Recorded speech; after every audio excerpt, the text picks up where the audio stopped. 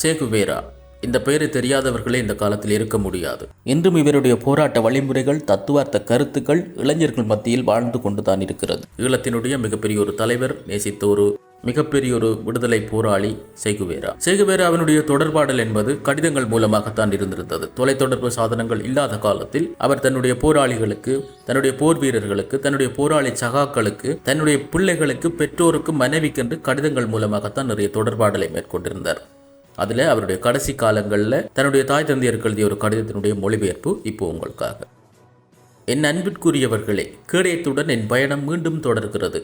சுமார் 10 ஆண்டுகளுக்கு முன்பு இதேபோல விடைபெற்று உங்களுக்கு ஒரு கடிதம் எழுதியிருந்தேன். அதில் நான் ஒரு சிறந்த படைவீரனாகவும் சிறந்த மருத்துவராகவும் இல்லாமல் இருந்ததற்காக வருந்தி எழுதியிருந்ததை இப்போது நினைவு கூறுகிறேன். இன்று நான் அத்தனை மோசமான ஒரு படைவீரன் அல்ல. எனது நம்பிக்கை மேலும் உறுதியடைந்துள்ளது. என்னுடைய மார்க்சியம் ஆழமானதாகவும் தூய்மையானதாகவும் மாறிவிட்டது.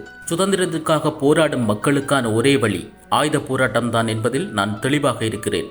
அந்த நம்பிக்கையின்படி நடக்கிறேன். சிலர் என்னை சாகசக்காரன் என்று அழைக்கலாம். நான் சாகசக்காரன் தான், ஆனால் ஒரு வித்தியாசம். தன்னுடைய அசைக்க முடியாத நம்பிக்கைகளை நிரூபிப்பதற்காக தன்னையே அர்ப்பணம் செய்து கொள்ள தயங்காத சாகசக்காரன். இதுவே என்னுடைய கடைசி கடிதமாகவும் இருக்கலாம். நடக்க இருப்பதை தர்க்க ரீதியாக ஆராய்ந்து பார்த்தால் அப்படித்தான் தோன்றுகிறது. ஒருவேளை அப்படி நடந்துவிடும் எனில் இப்போதே என்னுடைய தழுவலை ஏற்றுக்கொள்ளுங்கள். நான் உங்கள் அனைவரையும் ஆழமாக நேசிக்கிறேன். என்னுடைய நேசத்தை எப்படி வெளிப்படுத்துவது என்றுதான் தெரியவில்லை. என்னுடைய வழியில் நடப்பது என்பதில் நான் தீர்மானம் இருக்கிறேன்.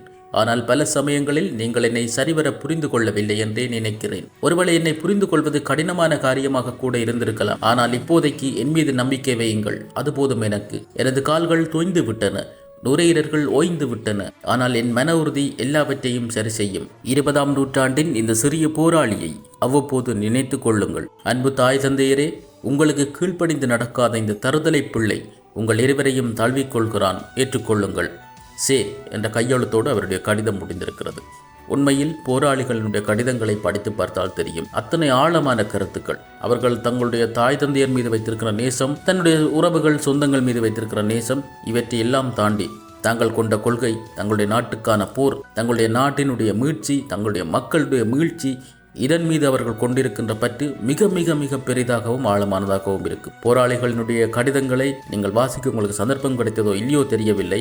நான் வாசித்திருக்கிறேன். அந்த வகையில் சொல்கிறேன், ஒவ்வொரு போராளியுடைய ஒவ்வொரு எழுத்துக்களும், ஒவ்வொரு சொற்களும் நமக்கு ஏதோ ஒரு பாடத்தை புகட்டித்தான் செல்கிறது. நான் உயிரோடு வாழ வேண்டும் என்பது அவர்களுடைய குறிக்கோளாக ஒருபோதும் இருந்ததில்லை. நான் இறந்தாவது, என்னுடைய உயிரை கொடுத்தாவது, என்னுடைய உடலை கொடுத்தாவது, என்னுடைய மக்களுக்கு, என்னுடைய நாட்டுக்கு, என்னுடைய வருங்கால சந்ததிக்கு சுதந்திரமான ஒரு வாழ்வையும் அமைதியான ஒரு நாட்டையும் உருவாக்கி கொடுக்க வேண்டும் என்பதுதான் ஒவ்வொரு போராளியினுடைய எண்ணமாக இருந்தது. இப்படிப்பட்ட போராளிகள், இப்படியான எண்ணத்தோடு போராடிய போராளிகள் என்றும் சரித்திரத்தில் இடம் பிடிப்பார்கள். இன்னும் ஒரு கடிதத்தோடு சந்திக்கும் வரை உங்கள் அனைவருக்கும் வாழ்க வளமுடன் வாழ்த்துக்கள் கூறி விடைபெற்றுக் கொள்கிறேன். நன்றி, வணக்கம்.